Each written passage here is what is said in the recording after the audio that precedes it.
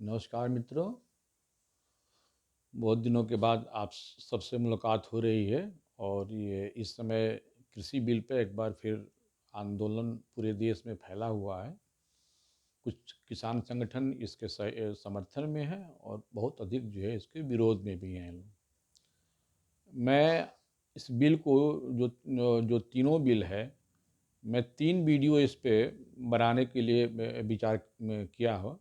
लेकिन आज जो मैंने टॉपिक लिया है वो एमएसपी का लिया है कि एमएसपी के बारे में मैं आज आपको बताऊंगा और उसके बाद से जो तीनों जो कानून हैं कृषि के लिए उनको अलग अलग एक एक वीडियो करके समझाऊंगा ताकि हर चीज़ बहुत साफ और समझ में आ जाए और किसी के कहे में ना आना है कि कोई फेसबुक पे क्या लिख रहा है, कोई क्या समझा रहा है।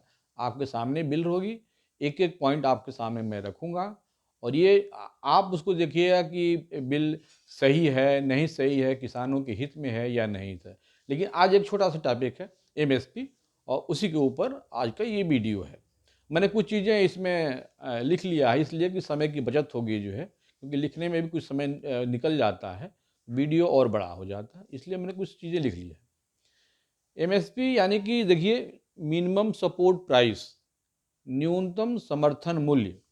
यानी कि यह वह मूल्य है जो किसी किसान के कृषि उत्पाद का वह मूल्य जो किसानों के समर्थन के लिए, अर्थात उससे कम की कीमत किसान को न मिले, इसलिए ये सरकार द्वारा ये घोषणा किया गया है जो है, ताकि किसान अपनी फसल की जो उपज है वो उचित उसको दाम मिल सके और वह उत्पादन करने से वो हिचकिचाए न। इसकी जो प्रमुख ज़रूरत थी, इसके थोड़े से हम इतिहास के बारे में हम जानेंगे। देखिए, जब देश आज़ाद हुआ तो हमारे पास उतना अन्न नहीं था कि हम सभी लोगों का पेट भर सकें जो है। उत्पादन कम था, उत्पादकता कम थी। जब द्वितीय पंचवर्षीय योजना में जब सिंचाई की व्यवस्था के बारे में नेहरू जी ने सोचा, डैम बनाने लगे जो है, तो कि जो किसान था उसके पास उतनी उपज नहीं होती थी और इसके लिए हमारे यहाँ अमेरिका से भी कुछ गेहूँ जो है वो आयात किया जाता था, जिसको उस समय PL 480 के नाम से 1954 में एक कार्ड हुआ था अमेरिका के साथ। PL 40, PL मतलब कि पब्लिक लॉ 40, 1954 के नियम के अनुसार अमेरिका से गेहूं जो है वो आयात होता था और देश में वो उस एक लाल रंग का गेहूं हुआ करता था। गांव में हम लोग भी जब थे तो ये कहा जाता था कि अमेरिका में ये गेहूं होता है और वहाँ जो जानवरों को खिलाया जाता है वो जो चीज़ है वहाँ हमारे यहाँ वो गरीबों को, किसानों के लिए वो गेहूँ आयात की जाती है। तो इस कहने का अर्थ ये है कि हम खाद्यान्न में सेल्फ सफिशिएंट नहीं थे और इसलिए हम वो खाद्यान्न मंगाते थे। इस बीच हुआ क्या कि उन दिनों ये आप सबको मालूम है कि एक तरह से देखा जाए तो पूरा जो वर्ल्ड था वो 2 पोल में बँटा हुआ था, एक रसिया और दूसरा अमेरिका जो है। 1960 के दौरान लगभग जो है, कुछ राजनीतिक विरोध के चलते, पॉलिटिकल डिफरेंसेस के चलते, अमेरिका ने जो ये वादा किया था गेहूँ देने का, वो उसने रोक दिया और एक तरह से देखा जाए तो बहुत भयंकर हमारे यहाँ इसकी कमी हो गई अन्न की जो है। और ये संजोग देखिए या दुर्भाग्य कह लीजिए कि 1964 से लेकर 66 के बीच में बहुत दो कॉन्सिक्वेंट जो ईयर्स में जो है वो सूखा भी पड़ा और उसी दौरान 1965 का पाकिस्तान इंडिया का वार भी हुआ। तो एक बहुत संकट में ये देश अपना हो गया और उस समय तब ये लगा कि नहीं, अब ये इसकी कुछ न कुछ अपने अपने देश को भी कृषि उत्पादन के लिए हमें कुछ करना होगा और वहीं से वो हरित क्रांति का शुभारंभ हुआ 1966 में इंदिरा गांधी के द्वारा जो है। हाई यील्ड वेराइटी, उन्नत किस्म के जो बीज हैं वो मैक्सिको से 1800 टन मंगाए गए और उन क्षेत्रों में जहां इरिगेशन की व्यवस्था, सिंचाई की व्यवस्था थी, कुछ खाद की व्यवस्था करके, और ये गेहूं और चावल के लिए ये पहले शुरुआत हुई जो है। तो मोस्टली पंजाब, हरियाणा और पश्चिम यूपी ये जो बेल्ट था इसके लिए उपयुक्त था, यहाँ सिंचाई भी थी, सब कुछ था जो है। और इसके अलावा पूरे हिंदुस्तान में 11 ज़िले उसके लिए निर्धारित किए गए, जिसमें कि आपका राजस्थान में पाली ज़िला था, बिहार में शाहाबाद है और यूपी में अलीगढ़ है। ऐसी इस तरह से कर कर के कुल 11 एक तरह से पायलट प्रोजेक्ट चला था जो है, इसी हरित क्रांति को लेकर के जो है। नतीजा क्या हुआ कि अ, जहाँ-जहाँ ये पंजाब, हरियाणा, उत्तर प्रदेश का पश्चिमी इलाका में यहाँ पे किसानों ने जो है वो गन्ना उत्पादन शुरू किया। और तब ये शुरू में जो हिचकिचाहट थी किसानों की कि पता नहीं फसल मेरा होगा या नहीं होगा, उसको दूर करने के लिए, एक तरह से देखा जाए तो बूस्ट अप करने के लिए किसानों को, सरकार ने पहली बार समर्थन मूल्य की जो घोषणा किया कि किसान ये समझें कि जो भी ये फसल लगा रहे हैं, उनका एक मूल्य मिलेगा। और इस तरह से देखा जाए तो उनके अंदर एक आत्मविश्वास हुआ कि मैं जो भी खेती में लागत में जो मैं लगा रहा हूँ, उसका हमको रिटर्न मिलेगा जो है। तो शुरुआत यहाँ से हुई एमएसपी की, कि मेरे पास अन्न नहीं था जो है उस समय, और उसके उत्पादन कराने के लिए किसान को ये व्यवस्था दी गई कि उनका मनोबल बढ़े और खेती के लिए गेहूँ, धान या अन्य जो चीज़ें हैं उसको उपजाएँ वो जो है। तो ये उस समय का था जब हमारे पास अन्न नहीं था। आज की डेट में देखा जाए तो हम एक्सपोर्ट कर रहे हैं। हमारे पास इतना अन्न है कि हम एक्सपोर्ट कर रहे हैं। ये ग्रेजुअली हुआ है। 1980 में हमने उत्पादन इतना कर लिया कि हम सेल्फ सफिशिएंट तो हो गए थे, लेकिन असामान्य वितरण होने के नाते सबको अ, अन्न जो है वो नहीं मिल पाता था जो है। लेकिन धीरे-धीरे, चाहे वो पीडीएस के माध्यम से कह लीजिए, एमएसपी के चलते जो है, अन्न का भंडारण और सिंचाई विभिन्न जो पंचवर्षीय योजनाएँ थी जो है, उसमें कृषि का विशेष ध्यान रखा गया। और पूरे भारत में डैम बने, वो उत्तर से लेकर के दक्षिण है, सिंचाई की व्यवस्था, खाद की व्यवस्था, बीज की व्यवस्था, हाई यील्ड वैरायटीज़ में आयल है, तो प्रोडक्शन ही नहीं बढ़ा, प्रोडक्टिविटी भी बढ़ा। यानी कि जो 1 एकड़ ज़मीन में जो जो उपज होती थी, वो उससे कम ही ज़मीन में जो है उतनी उपज होने लगी। तो हमारे यहाँ उत्पादन बढ़ गया, हम सेल्फ सफिशिएंट भी हो गए।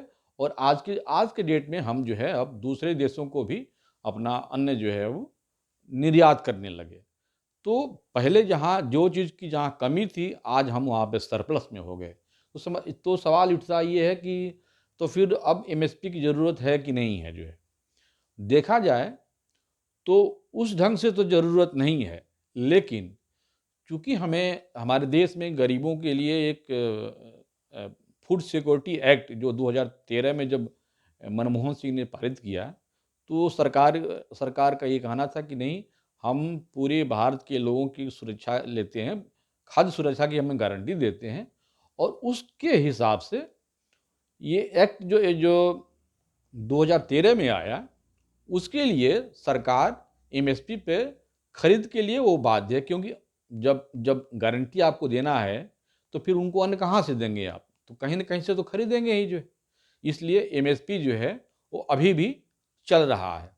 अब सोच लीजिए कि सरकार को कितना उससे नुकसान भी है जो है। अगर ₹20 किलो अगर गेहूँ किसानों से सरकार खरीद रही है, तो कुल लागत अगर उसको देखा जाए तो आईएफसीआई के गोदाम में रखना, रख-रखाव, उसमें एम्प्लॉयी भी रहते हैं, एक समय लगता है, स्टोरेज में लगता है, तो कुल ₹20 का ये जो कीमत है, वो देखा जाए तो बचता उसको वह दूने के करीब पड़ता है उसका दाम। यानी कि खरीद जो ₹20 की जो खरीद है, वो सरकार को कुल खर्चे जोड़ दिया जाए, माने स्टोरेज से लगाए हुए वेयर हाउस का किराया, वो फिर जो कर्मचारी आईएफसीआई के हैं उनको भी ले लिया जाए, तो ये ₹20 की खरीदारी ₹40 में पड़ती है। अब बताइए ₹40 का कोई भी सामान, अगर वही चीज़ हम गरीबों में जब सरकार को देना होता है, क्योंकि वो तो खाद्य सुरक्षा की गारंटी लिया हुआ है, तो वो ₹2 ₹3 किलो में चावल में वो देता है। तो यानी कि 1 किलो पर देखा जाए तो करीब-करीब 36 से ₹37 का वो एक यह तरह से देखा जाए नुकसान होता है, या यूँ कहिए कि सरकार उतना वो किसानों को देती है। तो अगर 15 किलो के हिसाब से देखा जाए तो 500 रुपया पड़ता है एक व्यक्ति के ऊपर, और 80 करोड़ की ये विश्व की सबसे बड़ी ये खाद्य सुरक्षा योजना है। करीब करीब इसमें पूरे अपने देश में 80 करोड़ लोगों का भरण पोषण होता है जो है। तो एक बहुत लंबा ये खर्च है जो हम एमएसपी के द्वारा दे रहे हैं, और इसीलिए इधर जो ये आजकल जो हल्ला चल रहा है कि एमएसपी सरकार बंद कर देगी, यही एक कारण है कि जो जो ये एमएसपी बंद नहीं होने वाला है। क्योंकि एमएसपी बंद होने का मतलब हो गया कि मिड डे बंद हो जाएगा, फिर ये जो पीडीएस पे जो गरीबों के लिए जो हम गेहूँ, धान और ये चना दे रहे हैं, ये बंद हो जाएगा। बंद नहीं हो सकता है क्योंकि हमने तो एक्ट पारित किया हुआ है खाद्य सुरक्षा के लिए। इसलिए एमएसपी सरकार न बंद करने जा रही है और न बंद होगी जब तक कि पीडीएस रहेगा जो है। अब हम देख लीजिए इसमें, ये जब ये 1966 में इंदिरा गांधी ने हरित क्रांति की जब शुरुआत की जो है, और हम जब सेल्फ सफिशिएंट हो गए, तो डिसाइड ये हुआ कि भाई इस एमएसपी को निर्धारण करने के लिए हमारे यहाँ व्यवस्था है, और इसका निर्धारण जो है सीएसीपी यानी commission for agricultural cost and prices, एक संस्था है जो ये कहती है कि हर साल धान की या गेहूं की जो भी फसल है इसके अंतर्गत करीब करीब आज के डेट में जो है वो 23-24 फसल हैं इसमें जो है। तो हर साल सीएससीपी जो है वो कितनी कीमत होगी जो है, मिनिमम सपोर्ट प्राइस जो है, ये बताती है। और इसके लिए ये जो है इसका जो रिकमेंडेशन होता है वो सीसीईए यानी कि cabinet committee on economic affairs, इसके पास जाता है, और ये अंतिम जो होता है मुहर जो है मूल्य पे ये लगाता है जो है। ये एक तरह से देखा जाए तो एग्रीकल्चर डिपार्टमेंट का वेलफेयर ये विभाग है, और ये दोनों ही मिलकर के एमएसपी का निर्धारण करते हैं। तो हमारे यहाँ जो एमएसपी का निर्धारण है 2004 में एमएस स्वामीनाथन के अंदर के अंतर्गत एक कमेटी बैठी जो है, और उन्होंने रिकमेंडेशन दिया जो है, और ये 3 तरह के एमएसपी के निर्धारण की बात कही गई। देखिए ये जो आप पहला देख रहे हैं ए टू का मतलब ये हो गया कि किसान जो खेती में इनपुट करता है, इनपुट का मतलब कि जो लागत होता है, या देहात में कहते हैं कि भर्ती, कि एक खेत में कितना लगा पैसा, मतलब सिंचाई में जो हमको खर्च करना पड़ रहा है, हमारा उसमें खाद जो लगा, मेरा बीज जो लगा, मेरा जो लेबर लगा, इन सब को जो है वो ए2 के अंतर्गत यानी लागत के अंतर्गत करा। तो ये तो एमएसपी में जो पहला निर्धारण है वो इनको लेकर के हुआ। फिर बाद में ये हुआ कि भाई जो घर का आदमी है उसमें काम करता है, कभी कभी महिलाएं बच्चे भी आते हैं, तो आखिर में वो भी तो जो लेबर जो उनका कास्ट है वो भी तो उसमें जुड़ना चाहिए, वो भी तो श्रम कर रहे हैं जो है। तो ये हुआ कि अब इस ए2 में जो है ये फैमिली लेबर, एफएल का मतलब फैमिली लेबर यानी कि परिवार का जो श्रम है उसको भी जोड़ दिया जाए, और ये कहा गया कि नहीं अब ये इस पे जो है एमएसपी मिलना चाहिए।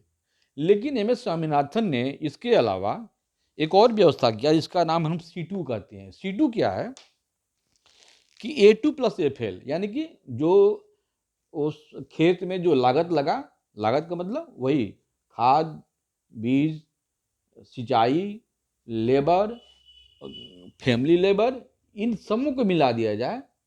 उसके बाद ये A2 plus FL plus land race plus capital interest, इसको थोड़ा समझ लीजिए।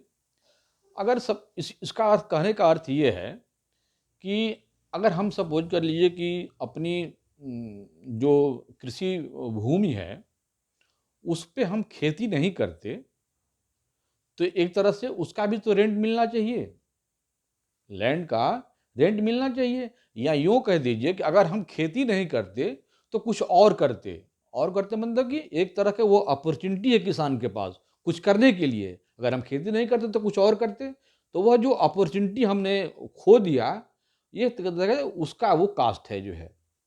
और दूसरा कास्ट क्या है कि इंटरेस्ट क्या है कि मैंने जो भी पैसा लगाया खाद बीज पानी सिंचाई में जो है, अगर वो मैं नहीं लगाता खेत में तो उसका उस पैसे का हम कहीं अगर बैंक में रखते तो इंटरेस्ट मिलता ही मिलता। तो उन दोनों को मिला करके ये जो चीज़ हमने जो खो दिया किसान, इसको भी उस एम एस स्वामीनाथन ने ऐड कर दिया और तब ये C2 इसका नाम दिया गया। और इनका ये कहना था कि किसान को जो MSP है वो C2 का 50% और मिलना चाहिए, यानी कि 1.5 गुना। तो C2 का 1.5 गुना जो है एम एस स्वामीनाथन का ये रिपोर्टिंग थी। अभी जो सरकार जो दे रही है वो A2 प्लस FL इसका जो है 1.5 गुना दे रही है। अभी जो सरकार जो दे रही है वो A2 प्लस FL ये जो कास्ट है इसका 1.5 गुना यही MSP मिल रहा है फसलों के लिए जो है। तो अभी C2 जो स्वामीनाथन का जो MSP है वो नहीं मिल रहा है। तो सरकार का MSP और स्वामीनाथन का MSP का आपको मैंने अंतर बताया है यहाँ पे। MSP क्या है मैंने वो बताया। MSP की आज जब ज़रूरत नहीं थी तब उस समय क्या करना पड़ा, और आज हम जब सेल्फ सफिशिएंट हैं, हम एक्सपोर्ट कर रहे हैं, उस केस में ज़रूरत तो नहीं है, लेकिन चूंकि खाद्य सुरक्षा जो एक्ट के तहत प्रत्येक नागरिक को खाद्य सुरक्षा की गारंटी सरकार ने लिया हुआ है, इसलिए MSP पर खरीदारी सरकार अभी भी वो कर रही है और आगे भी करती रहेगी। किसान जो आंदोलन करें कि MSP हट जाएगा, इससे आपको मालूम चल जाना चाहिए कि MSP नहीं हटेगी। MSP इसलिए नहीं हटेगी क्योंकि MSP अगर हट जाती तो फिर सरकार के पास FCI में जो गेहूं और जो चावल है वो नहीं रहता, जो है वो खरीदारी नहीं करेगी। जब खरीदारी नहीं करेगी तो फिर ये जो बच्चों का मिड डे मील है इसकी व्यवस्था कहाँ से होती। ये जो अभी जो कोरोना काल में या अभी जो गेहूं और चावल और जो चना दिया जा रहा है ये कैसे दिया जाता है। इसलिए MSP है और आगे भी रहेगी। और देखिएगा हो सकता है कि ये MSP का जो निर्धारण अभी जो A2 प्लस FL पे हो रहा है, हो सकता है कि एक बार फिर मांग जो है जोर पकड़े और ये कहा जाए कि नहीं भाई MS स्वामीनाथन का जो रिकमेंडेशन था कि C2 का 1.5 गुना, और C2 क्या है मैंने आपको बताया A2 प्लस FL प्लस ये जो लैंड रेंट और जो ये उसका कैपिटल का जो इंटरेस्ट है उसको जब जोड़ दिया जाता है इस A2 और प्लस FL में तो वो C2 होता है जो है।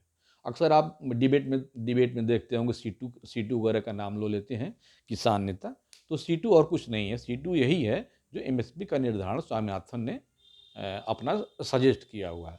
तो मित्रों ये आज का वीडियो मेरा MSP पे ही था, बहुत छोटा वीडियो था, आशा है कि आपको पसंद आया होगा। और MSP क्या है, क्यों है, कब शुरू हुआ था, उसकी ज़रूरत क्या थी, आज क्या ज़रूरत है, क्यों ज़रूरत है, ये मैंने बताया। और ये भी बताया कि MSP की जो 3 तरीके हैं उसमें आज की डेट में MSP क्या मिल रही है और आने वाला जो स्वामीनाथन का जो रिकमेंडेशन था उस पर आगे मिलेगा या नहीं मिलेगा ये तो बाद की बात है, ये आंदोलन का एक हिस्सा और हो सकता है। मैं इसके बाद जो वीडियो जो बनाऊंगा, जो किसानों की जो 3 बिल आए हुए हैं उनको एक एक करके मैं आपके सामने रखूंगा। और आपसे गुजारिश है कि ये वीडियो अगर पसंद आए तो चैनल को सब्सक्राइब कीजिए, बेल आइकन दबाइए ताकि मेरा अगला वीडियो आप तक जो है स्वतः पहुँचे। तो तब तक के लिए नमस्कार।